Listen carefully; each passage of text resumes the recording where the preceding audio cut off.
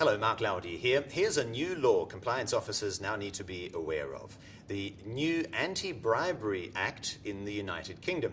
Now, you might already be familiar with the so-called FCPA, the Foreign Corrupt Practices Act in the United States. But this new law in the UK is another thing that compliance officers have to worry about. To find out more about it, I'm joined by Michael Osajda, who is an attorney and also business ethics consultant. Michael, you were speaking here today at a seminar for WorldCheck. Tell us a little bit more about the most important point that compliance officers need to know about this new act. Well, the new act basically takes bribery and it prohibits both public and private bribery in the UK and overseas for UK entities. It prohibits bribery of foreign public officials wherever it happens for UK citizens, UK entities, and it creates a new offense, which is failure to prevent bribery, which can be applied to both UK citizens and also virtually any company that does any business in the United Kingdom. So in the first instance, give us an example of what's new, because hasn't bribery always been illegal in the UK? It absolutely has been illegal in the UK. What is interesting about the new law is that it prohibits private bribery overseas. If you are subject to the law, such as a UK company or UK individual, and you bribe a supplier or a vendor overseas, it has normally not been bribery before. However, it is now. And you mentioned the word private bribery. You mean, in other words, if you slip a brown paper envelope under the table, is that the definition of private? Well, private as opposed to public bribery. You're not bribing a public official to get a contract.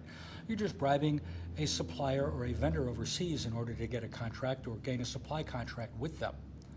So, in other words, private individuals are also now drawn into the fold. And you mentioned prevention of bribery. That's got huge implications. How do you prevent one of your staff, maybe one of your 10,000 staff, from bribing somebody overseas? Well, hopefully you will prevent that by having what the UK has called adequate procedures, which are ill-defined right now. We expect a definition to come out from the Secretary of State in July.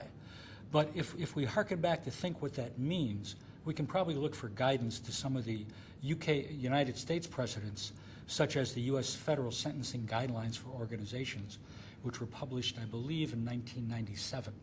And they set forth about 8 specific steps that a company can do that would help them prophylactically to prevent bribery. Name us 2 or 3 of those. Well, 2 or 3 of them, in other words, have tone at the top.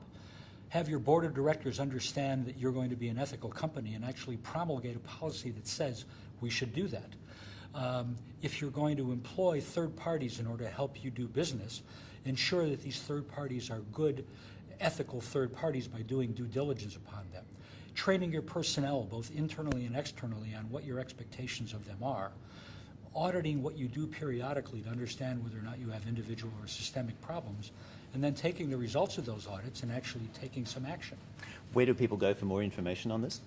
There are a number of places. It's easy to go on the web and either type in UK Bribery Act, go to the WorldCheck website, and you'll be able to find more information on that. Thank you very much. Michael Osajda, who has joined us here as a business consultant and ethics consultant. And I'm Mark Lowdy in Singapore. Thanks for watching.